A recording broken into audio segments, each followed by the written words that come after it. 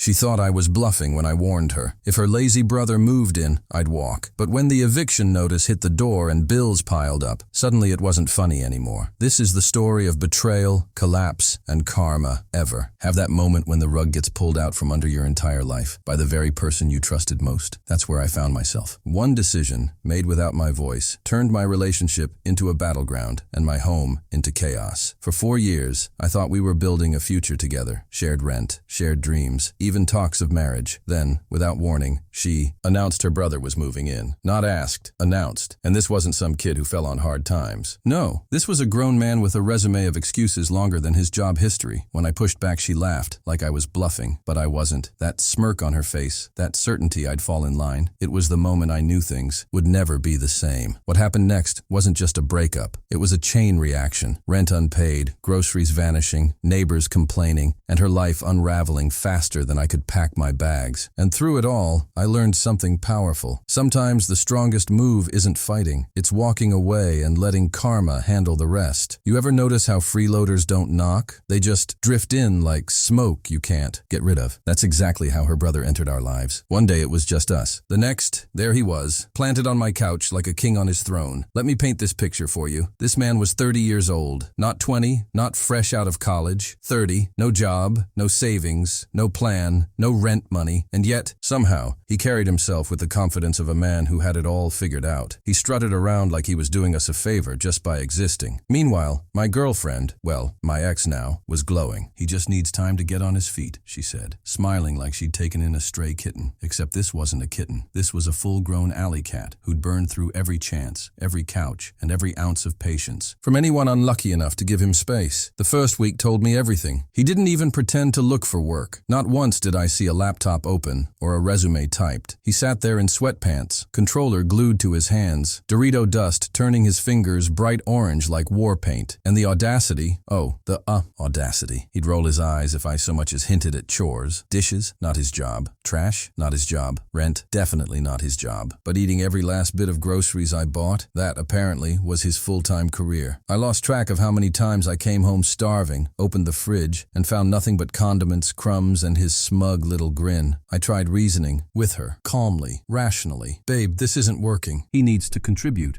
He needs to pay rent, or at least show effort. Her answer? He's family. He'll get there. Don't pressure him. Family. That single word became her shield, her excuse for everything.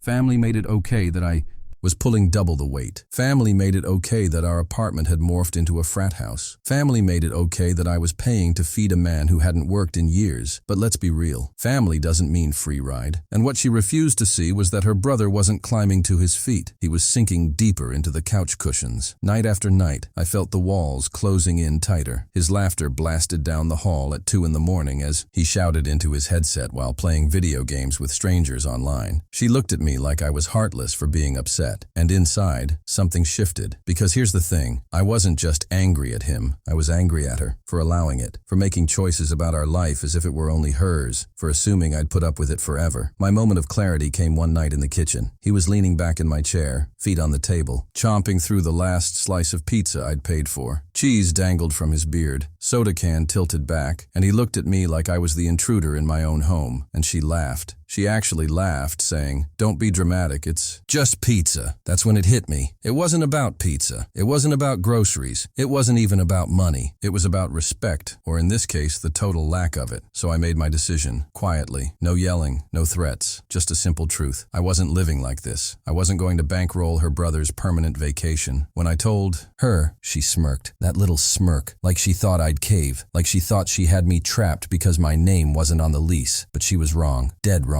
And she had no idea that my walking away would light the fuse to a disaster. Neither of them could stop once it started. That was the start of the end. When I finally walked out, I expected drama. Maybe tears, maybe yelling, maybe a desperate apology. What I didn't expect was her calm little smirk. She actually thought she'd won. "Go ahead," she said, arms folded like she was the one making the rules. "Your name's not even on the lease. You're the one losing here." But here's what she didn't realize. Leaving wasn't a loss. It was freedom. She'd chained herself to her brother's dead weight, and I'd just cut myself loose. The first week after I left, I kept waiting for the phone call. You know, the "I'm sorry, you were right" please come back call. It never came. Instead, I started hearing stories through mutual friends. And let me tell you, it was better than Netflix. Turns out, with me gone, reality hit hard. Rent didn't magically pay itself. Groceries didn't appear out of thin air. And utilities? Yeah, they still wanted money every single month. But her brother? He didn't change. He doubled down. Within days, the fridge was empty. She tried to stretch meals, cheap pasta, discount bread. But he treated every shopping trip like his personal buffet. Neighbors complained about the noise from his late-night gaming sessions. Packages vanished from doorsteps. And somehow his name kept coming up when people asked questions. Then came the bills. Without my half of the rent, she was suddenly scrambling. Her brother promised he'd help out soon. Soon turned into next month. Next month turned into nothing. She maxed out one credit card, then another. I heard her credit score plummeted 150 points in less than 3 months. And through it all, he sat there, controller in hand, smug as ever, acting like the world owed him comfort. But karma wasn't done, not even close. One day the landlord finally showed up. Apparently rent was 2 months overdue. She tried explaining, blaming it on unexpected hardships, but the landlord wasn't buying it. He'd seen freeloaders before, and when her brother mouthed off, the guy threatened eviction right there in the hallway. Still, she stayed loyal. To him, she defended him. She begged the landlord for just a little more time. He gave her 30 days. 30 days to come up with everything or get out. Now here's the funny part. While she was drowning, she thought she'd use me as a life raft. She called once, casual, like nothing had happened. Hey, can you help out just this month? I'll pay you back, I laughed. Out loud. Not my circus, not my monkeys, I told her, and I hung up. Meanwhile, her brother was sinking her faster. He borrowed money from her friends, never paid it back. He stole from neighbors. He even pawned off some of her stuff, blamed it on being desperate. She was furious, but still, she kept making excuses. By the time the eviction notice finally slapped onto their door, she was in denial. She told everyone it was temporary, just a setback. But then the repo man showed up for her car. Creditors called non-stop. Even her parents refused to bail her out. They told her flat out, "You chose to protect him, now deal with it." And that's when the truth finally sank in. She hadn't saved her brother. She'd sacrificed herself. For him, the man-child she'd sworn to defend was the anchor that dragged her under. I won't lie, hearing about their downfall felt satisfying. Not because I wished her pain, but because I warned her. I gave her every chance. She laughed in my face. She smirked like she had it all figured out. And now? Now she was broke, evicted, and stuck with the very parasite she'd chosen over me. Walking away wasn't just my escape. It was the smartest decision I ever made. Because sometimes, the best revenge isn't screaming or fighting or proving your point. The best revenge is silence. The best revenge is leaving them to lie in the bed they made. Crumbs, cockroaches, eviction notices and all. That was the beauty of it. I didn't have to lift a finger. Karma did all the heavy lifting and, trust me, it carried a heavy load. By the time the eviction notice went up, you'd think reality would finally smack her across the face. You'd think she'd see her brother for what he was, a leech draining her dry. But no, denial is a powerful drug, and she was hooked. She told everyone she had a plan. "We'll get a new place. He'll find work. Things will turn around." Except there was no plan, no job, no turnaround. Just two people circling the drain, one dragging the other down faster. The day the sheriff showed up to enforce the eviction, neighbors gathered like it was a show. Furniture dumped on the curb, clothes scattered in trash bags, her brother screaming about violating his rights. It wasn't rights being violated. It was consequences finally catching up. And if that wasn't enough, the cherry on top came when her employer found out. You see, she'd been sneaking her brother into her office building during the day, so he could use their free Wi-Fi. He'd sprawl out in the break room, mooch snacks, and flirt with receptionists like he belonged there. Eventually, HR caught on. When questioned, she lied, said he was just visiting. But cameras told a different story. Within weeks, she lost her job. Just like that, the one lifeline she had snapped. Now she had no home, no income, and a brother who still refused to lift a finger. Friends stopped answering her calls. Family wouldn't loan her a dime. Landlords laughed her out of applications the second they saw eviction on her record. Meanwhile, her brother found new ways to make everything worse. He got into fights at shelters, borrowed cars he never returned, even racked up parking tickets in her name because, of course, he used her old registration. Every time she tried to stand up to him, he guilt-tripped her. "You're all I've got. Don't abandon me." But here's the truth. He wasn't clinging to her because of love. He was clinging to her because she was the last person foolish enough to keep carrying him, and slowly, it broke her down. She went from glowing and confident to hollow-eyed, exhausted, looking years older in a matter of months. Every photo I saw through mutuals told the story. She wasn't living. She was surviving. Barely. I'd like to say I felt pity. Maybe a small part of me did. But mostly, I felt validated. Because this was exactly what I tried to prevent. This was why I walked. The irony still kills me. She thought she was proving loyalty by protecting him. In reality, she proved weakness. She chose to prioritize a parasite over a partner. And when the parasite consumed everything, she had nothing left. The last time she tried reaching out, she wasn't even asking for reconciliation. She was asking for money. Just a little, she said. Enough to get by. I didn't even bother replying, because what could I possibly say? That I warned her? That she laughed at me? That she smirked while her brother devoured the life we'd built together? No. Silence was better. Silence said everything. And honestly, walking away was the smartest move of my life. I didn't just avoid her downfall. I leveled up. I got my own place, focused on my career, rebuilt my peace. Every dollar I wasn't wasting on their chaos went into my future. Every ounce of energy I saved went into building something real. Her brother? Last I heard, he's still couch hopping, still jobless, still bragging about opportunities he'll never take. And her? She's stuck right beside him, still making excuses, still paying the price. The beauty of it is simple. I didn't have to destroy them. They destroyed themselves. And watching that slow-motion crash from a safe distance was more satisfying than any revenge I could have planned. Because sometimes, justice doesn't come with handcuffs or lawsuits. Sometimes it comes with an eviction notice, a credit score in the gutter, and a lifetime tied to the very person you sacrificed everything for. And that's exactly where she ended up. So here's the takeaway. Walking away wasn't weakness. It was power. The moment I stopped trying to fix someone who didn't want to change, my life transformed. And the moment she doubled down on protecting a parasite, hers unraveled. That's why I share this story. Not just for the drama, not just for the laughs, but because maybe someone watching this is stuck in the same trap. Maybe you're dealing with a partner who enables, a relative who freeloads, or a situation where you're the only one carrying the weight. If that's you, listen carefully. You don't owe anyone your peace. You don't owe anyone your future. Sometimes the bravest move you can make is the quiet one, packing your bags, walking out the door, and letting karma handle the rest. And trust me, it will. Now, I want to hear from you. Have you ever had to deal with a freeloader in your life? Did you stand your ground? Or did it spiral like this? Drop your story in the comments. I read them all, and I know there are people out there who need to hear they're not alone. If this story hit home, make sure you hit that like button. It helps more than you think. Subscribe if you want more real stories of betrayal, karma, and lessons learned the hard way. And share this with someone who needs a reminder that walking away can sometimes be the best revenge.